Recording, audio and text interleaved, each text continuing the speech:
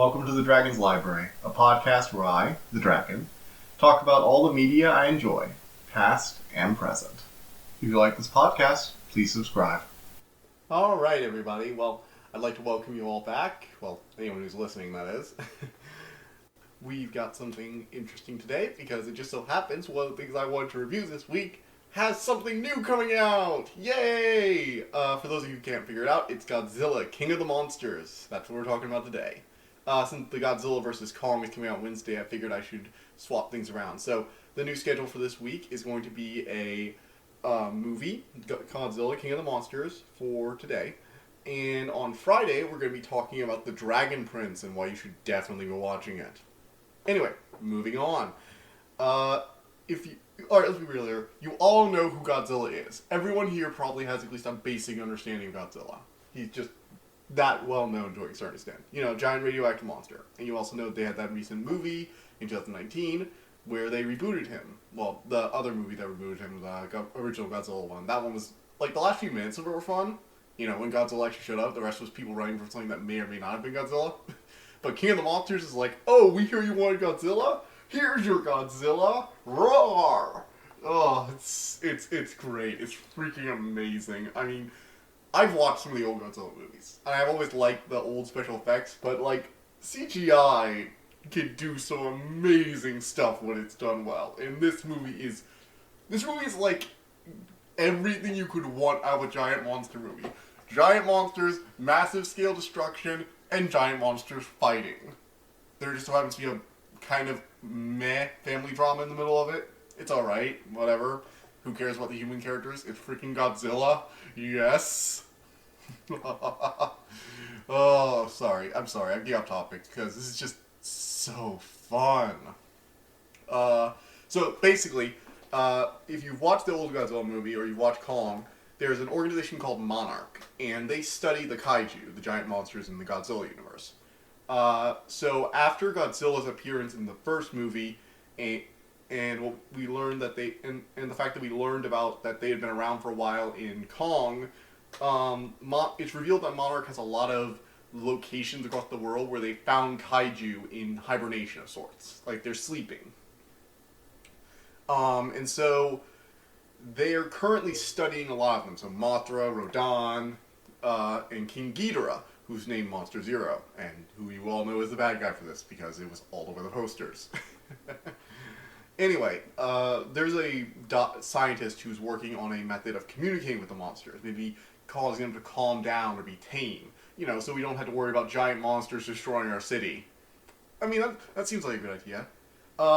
So she gets kidnapped by an eco-terrorist group, and while she's trying to calm down Mothra, who's just woken up, and after that, yeah, they decide they're going to use her device to awaken all the monsters and let them rule over humanity as a new God's Age, because humanity is destroying the planet and we all need to be taught a lesson or be put under the foot of the old gods or whatever so that we don't, you know, ruin Earth. And it's your standard climate control, but this is going a little too far, villain.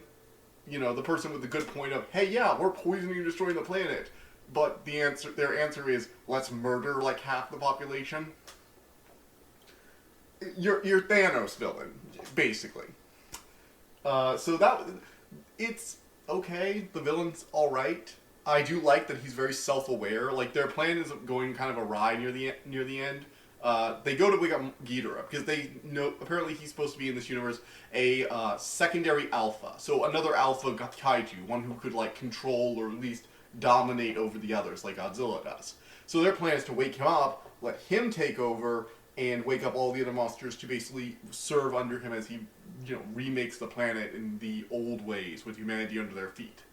But it turns out that they start waking up when Ghidorah's attacked, and they don't slowly let them out, they're just all waking up at once. Massive worldwide devastation. Okay, there are a few spoiler alerts now. So you know the basic plot of the movie. It's a lot of fun. It's not something you go in for a lot of depth, but it's just, you know, giant monsters fight each other. If that's what you're looking for, this movie is all that and more. It's just amazing. Some of the shots in this are just fantastic. Especially Ghidorah, actually.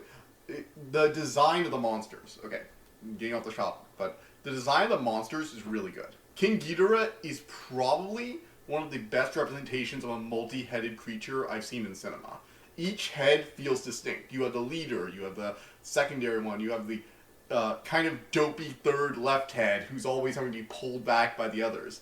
The second head's always on the lookout. The first head is really aggressive.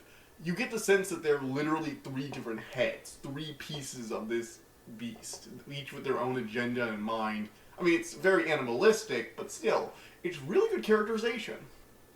Godzilla gets the feeling of being this old primal force who's sort of good, but definitely on the I will destroy all the evil and anything gets my way of the evil kind of good, then I will look out for you good. So yeah, that's the basic plot. From here on out, there are going to be spoilers because there are a few twists in this movie. I know, a Godzilla movie with a twist. What fun. Anyway, okay, so all people don't want to know is about. Yeah, the scientist who got kidnapped was working with them all along, and it was her, and she agreed with the terrorist, and actually contacted him. And she dragged her daughter into this, so, yeah. One of cinema's, well, okay, not one of cinema's worst parents, but definitely one of cinema's bad parents. There are a lot of them.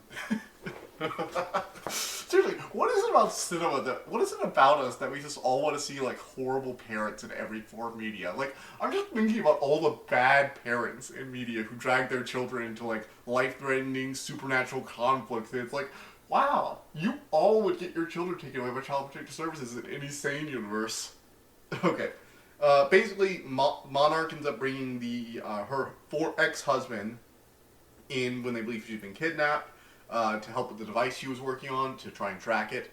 They end up following Godzilla to King Ghidorah's been frozen up north, so they follow him to the Arctic. Was Antarctica or Arctic? One of those two. Giant. It was Antarctica. No, it was definitely Antarctica. It was definitely Antarctica. So they go down there, and and King Ghidorah gets woken up. They find out the doctor actually betrayed them, that she, was going to work with the eco-terrorist. And then King Ghidorah gets to have a fight with Godzilla, and it is awesome. There's like, rah! Oh, I'm sorry. I can't do this without visuals, but it's just amazing. It's seriously, if you see this movie for one reason, see it for the giant monster fights. Because I know this may sound obvious, but the giant monster fights in the giant monster fight movie are really, really good. Anyway. So Godzilla ends up getting a little hurt, and ends up having to go back to his home, which is, it's basically Atlantis. In this universe, the Hollow Earth theory is true. So they go into these tunnels under the ground in a submarine. They find this ancient civilization. Godzilla's really hurt from the battle, so he's not able to come back. Their idea is to basically feed him, and since Godzilla's a giant radioactive monster, they mean feed him a nuke. I just love that. Like, saying that out loud is just so ridiculous. But they do a really good job with it. Serizawa gets a really good ending to it. The let them fight guy. He gets a really touching line where he saves Godzilla and is like, and finally touches his skin and is like, goodbye, old friend. And that was awesome. That was really sweet. He's like one of like two good human characters in this. Maybe three. The others are, like, I think one of the Mothra twins. Like, they imply that, like, the Mothra psychic girls connection that they had in the original movies. The person that plays one of those twins is actually pretty good. She does a good job with most of her lines. The dad's kind of boring, so, meh. The kid is pretty interesting, just because she has this, like, whole thing where she talked about how they were going to be letting the monsters out one at a time, and then when she sees the destruction that they're causing, she's like, was this a good idea? No, it wasn't. You told me we were going to do this peacefully. She's like, well, my parents lied, dear. And it's like, oh, right. She was just a kid. She was kind of just dragged into this without any real say. So, I kind of liked her. She was interesting. So, yeah, that was basically the movie. I mean, there's not a whole lot to say.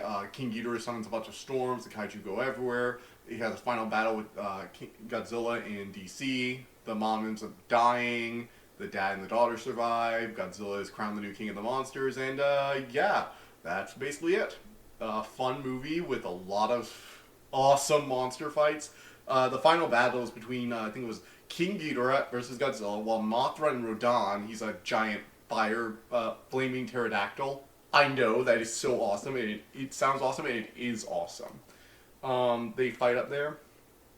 They also have Monarch, like, in their, like, super helicarrier, giant, like, stealth bomber, helping out in the battle. And that was nice, you know, give the humans something to do since they've just been taking up screen time the rest of the movie.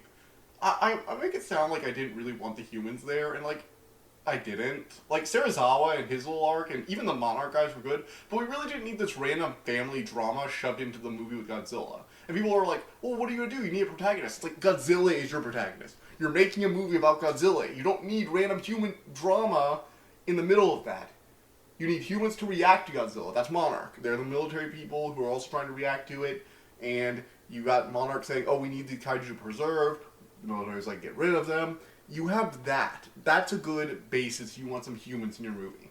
You didn't need to shove a random family drama into the center of this. I think it would have worked perfectly well if the scientists just been some random scientists. You didn't have a family involved. Monarch had gone to there. You didn't need the kid. You didn't need the dad. I did like the kid, but I just don't think they needed all of that. You could have taken that screen time and get it to Godzilla. You know, maybe have some deep shots, silent shots with him contemplating himself as he goes down to the, you know, ancient civilization or something like that. Like, dig deeper into the characters that are going to be around in these movies. Godzilla, King Kong, Mothra, Rodan. Those characters are going to be your main characters. The monsters are the characters. Okay, is what I'm trying to say. I've said it like 5 times now. I think that is something they're having trouble with, is the idea that, oh, we have to show some human characters in here or nobody will get anything. And I just don't think that's true. I think it's a fallacy they've kind of just assumed up to this point. So, yeah. This video is going to be a little short today, because I don't really have much to say about this. It's not a complex movie or anything like that. It's literally just like a fun theme park ride, in my opinion. But it's a really, really fun theme park ride, and I would actually highly recommend you all see this. Apparently, this didn't do as well in theaters, and I'm shocked because, quite frankly, this is what it is. It's a really fun ride. Get on the fun ride and stop complaining that it doesn't take a side venture to, like, a philosophy class for a few seconds. You know? Like, it can be just a fun thing. Not every movie has to be, like, deep and complex. Some of them are just basic fun rides, and that's okay. I think that's Godzilla of all things deserves to be treated like that on occasion. And yes, I know for all you Godzilla fans out there, yes, there are some very serious Godzilla movies that have addressed a lot of serious topics and are metaphors for all sorts of things. But if you try and tell me Destroy All Monsters, where the aliens put mind control chips in people and they had some of the corniest dialogue I've ever seen, was a metaphor for a highly complex topic, and that's definitely why everyone didn't see it, you need to rewatch those old movies. Because the first few, and some of the newer ones, have been about a lot of important things. But a lot of Godzilla is just fun monster fights. Get over that. It's not a bad thing. So yeah.